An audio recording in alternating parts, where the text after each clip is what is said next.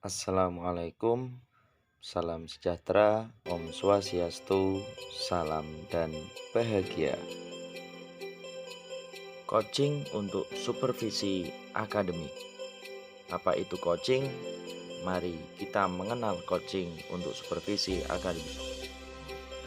Coaching merupakan sebuah proses kolaborasi yang berfokus pada solusi, berorientasi pada hasil dan sistematis, di mana coach memfasilitasi peningkatan atas performa kerja, pengalaman hidup, pembelajaran diri, dan pertumbuhan pribadi dari coachee.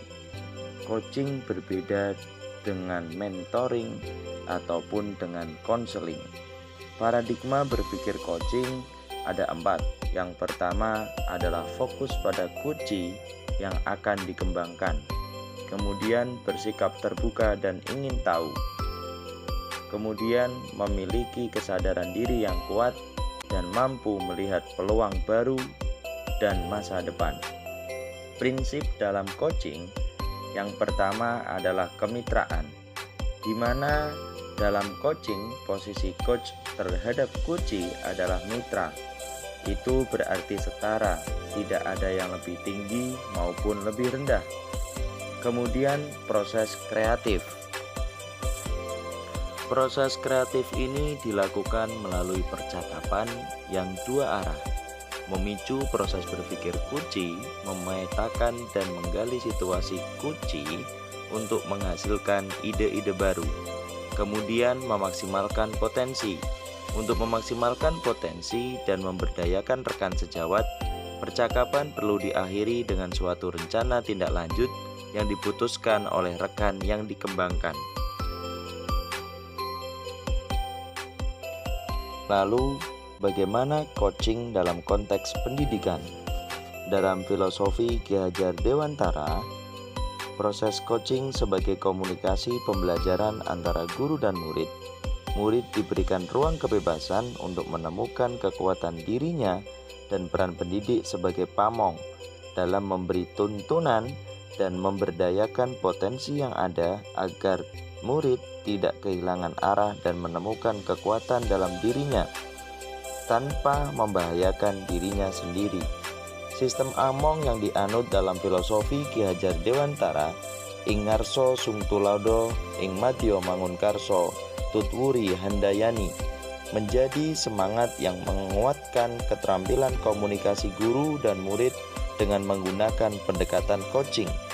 Tutwuri handayani menjadi kekuatan dalam pendekatan proses coaching dengan memberdayakan handayani atau handayani, semua kekuatan diri pada murid.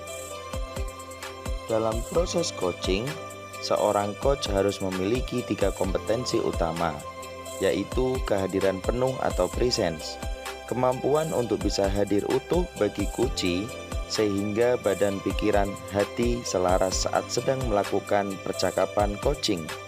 Kemudian seorang coach harus mendengarkan aktif. Seorang coach yang baik akan mendengarkan lebih banyak dan lebih sedikit berbicara. Fokus dan pusat komunikasi adalah pada diri coachee, yakni mitra bicaranya.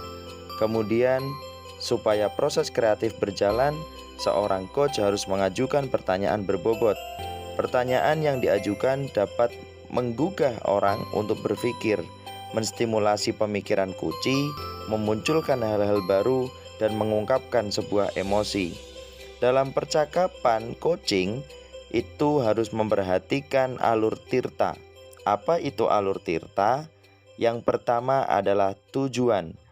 Coach harus menanyakan tujuan dalam pembicaraannya.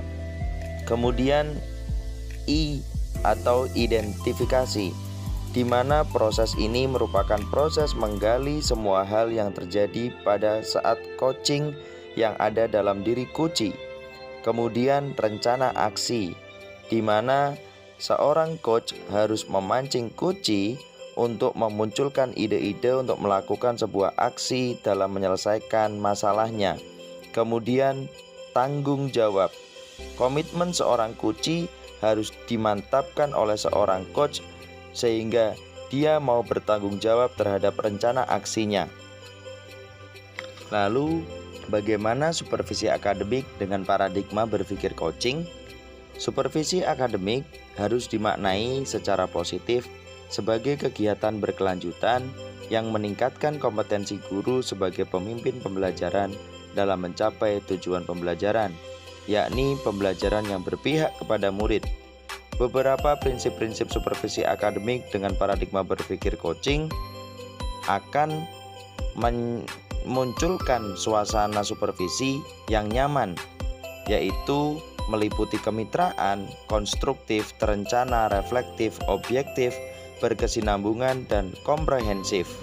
Siklus dalam supervisi akademik yang dilakukan dengan sistem coaching akan melewati 3 fase, yaitu pra-observasi, observasi, dan pasca observasi.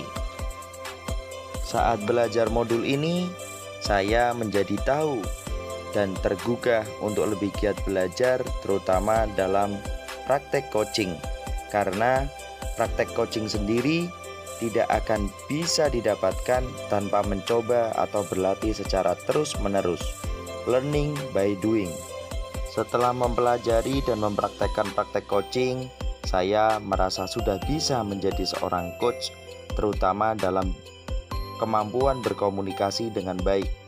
Namun, saya harus meningkatkan terus proses kreatif yang harus saya latih, sehingga saya bisa memunculkan pertanyaan-pertanyaan berbobot yang bisa menstimulasi Kuci untuk menemukan potensi yang ada dalam dirinya.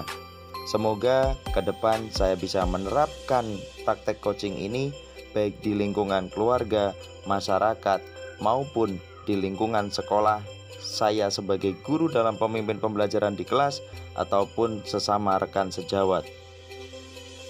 Dalam penerapan coaching untuk supervisi akademik, saya belum bisa menerapkan karena saat ini saya hanya berperan sebagai guru.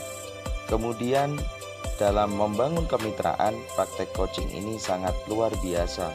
Dengan praktek coaching, kita akan semakin mudah untuk bermitra dengan siapa saja.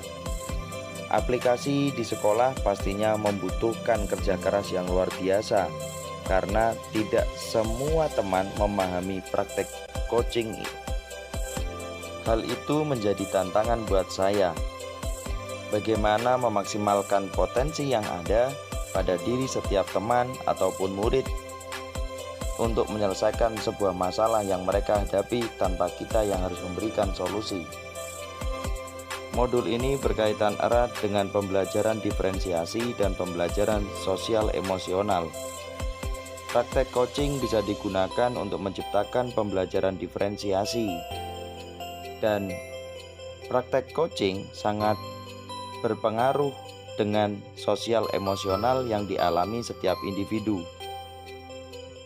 Dengan coaching akan memaksimalkan potensi yang ada dalam diri setiap individu, sehingga akan muncul nilai-nilai positif. Dengan munculnya nilai positif dan budaya positif yang ada pada setiap individu, maka setiap individu akan berhasil menjadi seorang pemimpin. Dalam hal ini, guru sebagai pemimpin pembelajaran. Terima kasih dari saya, mohon maaf apabila ada salah. Sekian, wassalamualaikum warahmatullahi wabarakatuh.